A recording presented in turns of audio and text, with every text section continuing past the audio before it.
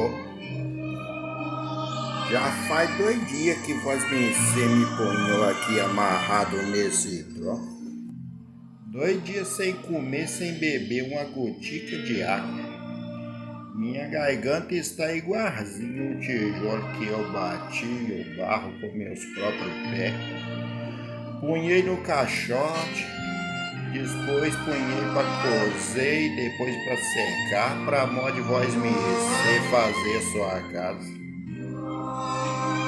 E eu sei que daqui eu não vou sair vivo, pro modo de que a minha última gota de sangue que eu tenho no meu corpo vai cair agulhinha mesmo.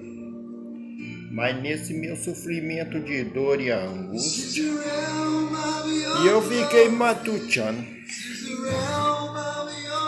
Qual foi o mal que eu fiz para vós me maltratar tanto assim? Eu me lembro que no dia que vós me chegou naquela praça, montado num cavalão bonito, as pratas da sua montaria quase me cegou os olhos na hora que eu escutei o tropelo do seu cavalo, com a ferradura batendo no calçamento da rua, chegava em terça e fogo. As pessoas iam arredando tudo para um cantinho para modo de vós me passar. Os homens iam te chamando de doutor. As mulheres se curvavam perante a sua importância. Assim que vós me separou, o cocheiro segurou as rédeas para descer. Sem olhar pro lado e sem dar um bom dia. Seguiu pro coreto onde eu estava acorrentado, igualzinho um bicho brabo. Os griões já tinham comido meu pulso, meu tornozelo, e eu tinha até vontade de chorar de dor, mas não ia adiantar, por modo que eu ali era só uma mercadoria, e mercadoria não reclama, mas aceita ser tratada do modo que der. Então eu contentava com tudo, esquecendo que eu era um ser humano, deixando ser tratado da forma que eles achavam que devia. O senhor não sabe, mas lá na minha terra, e eu era um homem respeitado igualzinho você aqui. E eu tinha mulher, tinha meus filhos. À tardinha nós se juntava no terreiro para modo de nós rezar para Oxum, para Iemanjá. Nós fazia nossa oferenda para modo de agradecer as farturas nas colheitas. Nós dançava, nós gingava, nós sartava, nós jogava capoeira, pois tudo ia muito bem. Aí eu já estava até preparando uma festança pro modo de que ia nascer meu filho mais novo. E eu junto com a minha mulher e a madrinha dele, nós já tinha até comprado as roupinhas para modo de nós apresentar ele no terreiro, pois é assim que nós fazíamos lá na nossa terra. Já tinha convocado os homens da colônia, pro modo de nós afiar as lanças, para nós fazer uma caçada. E eu queria deixar tudinho preparado para o banquete, para modo de nós festejar a chegada do meu reizinho. E eu me lembro que era um domingo de manhãzinha, a minha mulher pediu para modo de eu ir no rio que passava pertinho da aldeia, buscar um balde de água, pro modo de ela ferver um café para nós. E eu lembro que eu fui feliz em ter cantando um dos contos que nós cantava no terreiro. Então eu vi uma canoa gigante pontando lá na ponta do rio. Era bonita por demais.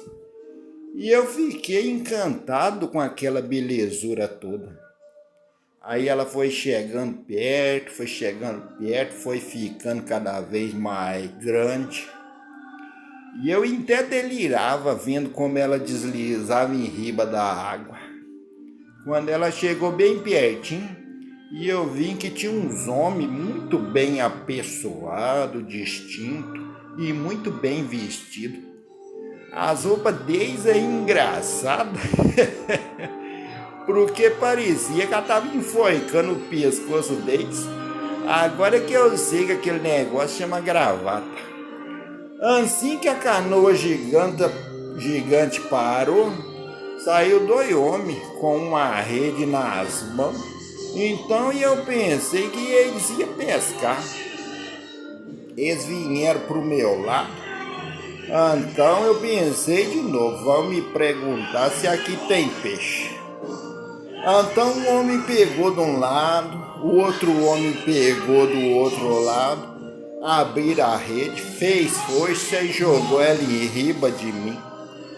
Eu gritei com eles que eu não era bicho, porque eles eram brancos da cor do leite. Vendo eu da cor da noite, podia ter pensado que eu era um bicho, mas não era.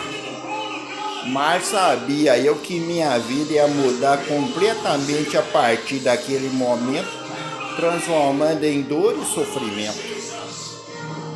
Me arrastaram para dentro da canoa gigante, abriram uma portinha esquisita que abria para a riba. Eu nunca tinha visto aquilo e eles me jogaram lá dentro. Na hora que eu caí lá embaixo, que eu olhei direitinho, eu vi que tinha um montão de gente igual eu lá. Tinha até um primo da minha mulher lá também. Era tudo escuro e cheio de água, de modo que nós tinha que fazer nossa necessidade ali mesmo, perto das mulheres e dos meninos, e eles também tinham que fazer a mesma coisa que nós. Uma vez por dia, um homem abria aquela portinha e jogava uma maçaroca de farinha molhada para nós comer. Água a gente bebia que vazava no fundo da canoa gigante para modo de nós não morrer de sede. Acho que nós fiquemos 2 meses naquele sofrimento. E eu lembro que até nós chegar aqui, morriam uns 8 homens.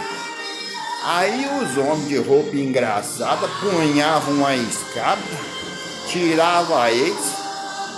Todas as vezes que eles tiravam um, nós escutava a água fazer tibum. Era o corpo do infeliz indo servir de comida para os peixes. E eu estava até dormindo quando um dos companheiros me sacudiu e falou que a canoa gigante tinha parado. E eu escutei um dos homens falando para alguém que a leva dessa vez veio boa por demais. Depois de uns 15 minutos que a canoa gigante parou, nós escutemos a portinha abrindo. Então um homem com chicote na mão desceu em pé lá e começou a nos dar chibatada para modo nós subir. Nós tava só pele e osso, pro modo de tanto sofrimento. O sol quase queimou nossos olhos, pro modo que tinha muito tempo que nós não via ele. E ali levaram nós para um garpão grande, com umas colunas de madeira, umas correntes, umas argolas de ferro pregadas nas colunas, prenderam nós ali debaixo de chicotada e saíram. Ficaram alimentando nós por 1 mês e meio, mais ou menos. E depois que nós recuperamos nossa força, levaram nós para aquele coreto aonde o Senhor me comprou. E eu lembro que quando o Senhor me trouxe para cá, para sua fazenda, e eu era ainda moço, com toda a força para trabalhar na sua lavoura de café, e eu tinha esperança que eu ia trabalhar um tempo e depois o Senhor ia deixar e eu voltar lá para minha terrinha. Mas o tempo foi passando. O Senhor foi comprando mais terra, mais pessoa preta. Foi chegando aqui que nem eu. Aí quando eu percebi, eu já estava um velho. Minha força acabando. Meus cabelos foi ficando da cor da lua, minha pele todinha enrugada. Os olhos foi escurecendo igualzinho quando a noite vai chegando à tardinha. O senhor até tentou me vender para um outro fazendeiro, mas quem ia comprar um escravo velho, manco e cego que nem eu? Então o senhor me ponhou naquele garpão chamado senzala e ordenou para que não me desse nada para eu comer. E eu fiquei lá 5 dias sem comer e sem beber uma gotica de água. O senhor não sabe, mas quando a fome é demais a gente perde o tino. Então eu juntei todo o restinho de força que ainda me restava, canalizei essa força para o meu pensamento e comecei a lembrar do caminho que me levava da onde que eu estava até a dispensa de Voz-me-ser.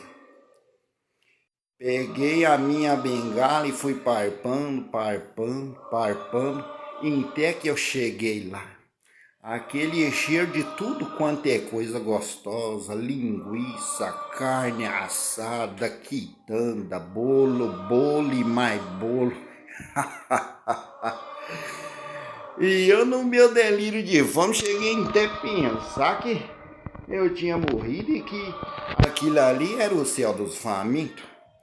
Na urinha exata, mas bem na urinha exata que eu consegui pegar um pedacinho de bolo, o senhor chegou, tomou o pedacinho de bolo da minha mão e me chamando de ladrão, ordenou que o capataz me arrastasse pro tronco e me batesse até eu parar de respirar, pro modo de eu servir de exemplo pros outros. Minha cacunda foi tudinha retalhada pelo chicote do capataz. Mas um homem claro que nem o sol apareceu, punhou as mãos na minha cabeça e falou assim: venha, amado meu, desfrutar do paraíso que foi preparado para você desde a construção dos tempos. E eu não entendi nada do que ele estava falando e prestei muita atenção, por modo que eu fiquei encantado com tanta formosura. A sua roupa era de um branco sem igual, seus cabelos eram branquinhos igualzinho à neve, ele tinha um cinto todo de ouro, os olhos dele saíam a faísca de fogo, e quando ele falava toda a terra tremia. O capataz me dava chicotada, mas eu não sentia mais dor alguma. Na hora que nós ia sair, pra modo de nós ir pro lugar onde ele falou que ia me levar, eu pedi pra ele deixar eu ter só uma palavrinha com Voz-me-ser. Então por isso que eu pedi pra chamar Voz-me-ser, é que eu queria desde já pedir para Voz-me-ser desculpa do meu atrevimento, mas queria te fazer um último pedido. Se um dia o senhor, por um acaso, for lá para as bandas da minha terrinha, passa naquele riozinho, pega um balde de água e leva para minha mulher fazer café, pois eu acredito que ela ainda está esperando.